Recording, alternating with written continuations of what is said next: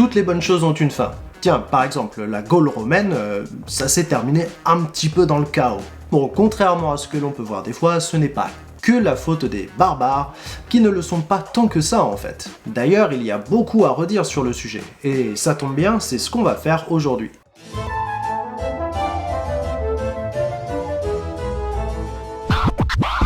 L'honneur, le bon sens. Commande à tous les Français libres de continuer le combat. Ah, les invasions barbares. Commençons par préciser que le terme lui-même n'est pas très vieux, puisqu'il a été créé au 19e siècle. Et s'il y a bien une chose dont on a du mal à se défaire, même 150 ans plus tard, c'est l'image de l'histoire telle qu'elle a été écrite au 19e, 20e siècle. À l'époque, on aime bien casser du sucre sur le dos de l'adversaire allemand, donc on écrit l'histoire pour faire passer les ancêtres de ces Allemands pour de bons gros bourrins pas très civilisés. Alors que notre territoire à l'époque, il fait partie de Rome, en somme des gars un peu plus propres et un peu plus malins aussi. Eh, mon œil ouais. Il faut donc remettre en question cette histoire qui a été écrite sous un élan patriotique qui aimait tant créer le clivage entre les peuples transrhénans et ceux issus de l'Empire romain. Donc commençons par découdre cette histoire ô combien trompeuse. Et déjà, invasion, ça part mal. Ça donne un petit peu l'impression que les mecs se sont pointés par dizaines de milliers avec un but précis et que cela s'est fait en quelques semaines. Alors qu'en fait, non, pas du tout. De nos jours, dans la plupart des langues étrangères, on préfère le mot migration à celui d'invasion. Alors oui, il y a eu des massacres, des pillages, des cavalcades et autres, mais la grande majorité des déplacements de peuples à cette époque est lente, sur plus de 200 ans, et peut-être pas pacifique, mais quand même moins agressif qu'on ne l'imagine. Et bien sûr, cela ne s'est pas passé en une seule fois, donc on va rajouter un petit S. Donc invasion, bah en fait pas vraiment. Et barbare non plus. Enfin si, barbare ça passe, mais dans le sens d'origine du mot. À la base, le terme barbare est utilisé par les Grecs pour désigner les peuples qui ne parlent pas la même langue qu'eux. Barbare, c'est une sorte d'onomatopée pour désigner le charabia des gens qui parlent une autre langue en fait. Par la suite, les Romains l'ont utilisé pour désigner les peuples qui vivent en dehors des frontières de l'Empire. Techniquement, ça ne désigne donc pas un mec avec une grosse barbe, une hache et qui boit son hydromel dans le crâne de ses ennemis vaincus. Mais bon, c'est un terme qui est pris de façon un tout petit peu péjorative quand même, on va donc lui préférer quelque chose de plus précis. Dans le cas de la fin de l'Empire romain, on parle surtout des peuples germaniques et uniques.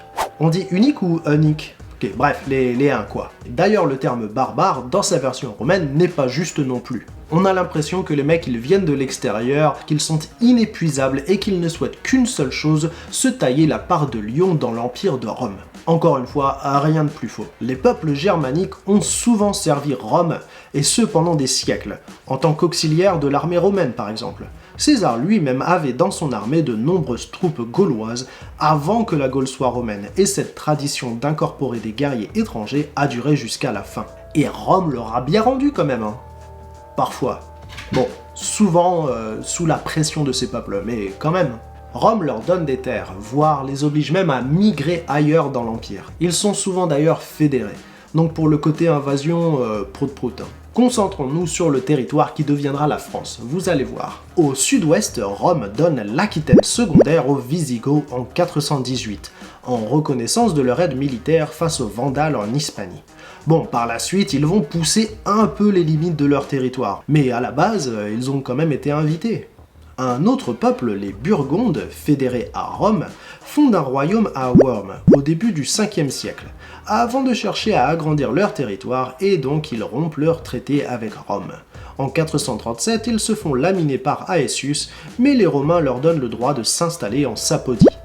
Et tout comme les Visigoths, les Burgondes profitent de chaque occasion qui leur est donnée pour agrandir leur territoire. Allons au nord-ouest maintenant, en Armorique, où une migration un peu différente a lieu puisque ce ne sont pas des Germains qui s'y installent, mais des Bretons. Depuis quelques décennies, la Bretagne, celle de l'autre côté de la Manche, subit les pressions de tous les côtés. Mais en 410, ils demandent de l'aide à Rome, dont techniquement ils font partie. L'empereur leur fait comprendre qu'ils doivent se débrouiller tout seuls.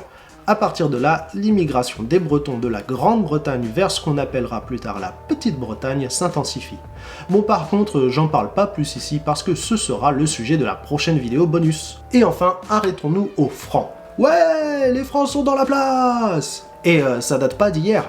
Sur les bords du Rhin, à l'est, on retrouve deux grandes ligues de peuples qui se sont formées au IIIe siècle, les Alamans et les Francs.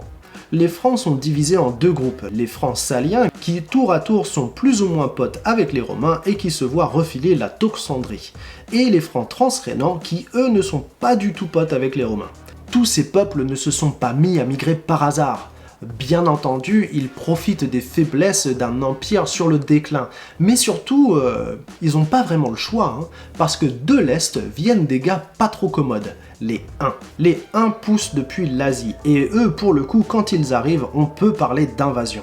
C'est une histoire sur quelques années, et pour les peuples germaniques, le choix est simple, soit ils dégagent, soit ils intègrent l'empire unique. Sans rire, hein, je sais toujours pas comment il faut le dire celui-là. Et ceux qui choisissent d'émigrer se dirigent donc vers l'ouest. Utilisons une analogie assez simple. Imaginez que vous êtes à un concert de métal et que vous vous trouvez pas trop loin de la scène. Déjà, pour arriver là, vous avez dû jouer un petit peu des coudes, il a fallu pousser un ou deux mecs pour se faire de la place, et à ce moment débarque un bus de fans, et eux, tout ce qu'ils veulent, c'est carrément aller sur scène. Ceux qui étaient au milieu se retrouvent propulsés à l'avant ou carrément dégagés sur les côtés, ceux qui étaient devant se font écraser contre la barrière, et les gars de la sécurité ont l'illusion qu'ils vont pouvoir gérer la situation. Et les nouveaux venus sont à cheval et font mine de rien parce que ce sont des Huns. C'est un peu la situation en Europe au milieu du 5e siècle. Bref, un gros conflit a lieu entre l'Empire unique, celui des Huns quoi, et une coalition menée par le général romain Aetius qui a regroupé les Francs saliens, les Visigoths, les Burgondes et bien d'autres. Ce conflit atteindra son apogée avec la bataille des Champs cataloniques en 451, qui s'est soldée par un retrait des troupes d'Attila. Toujours est-il qu'entre les bouts de territoire grignotés par les divers peuples germaniques, bretons et uniques, et la chute de l'Empire romain en 476, il ne reste plus grand chose de la Gaule romaine à la fin du 5e siècle.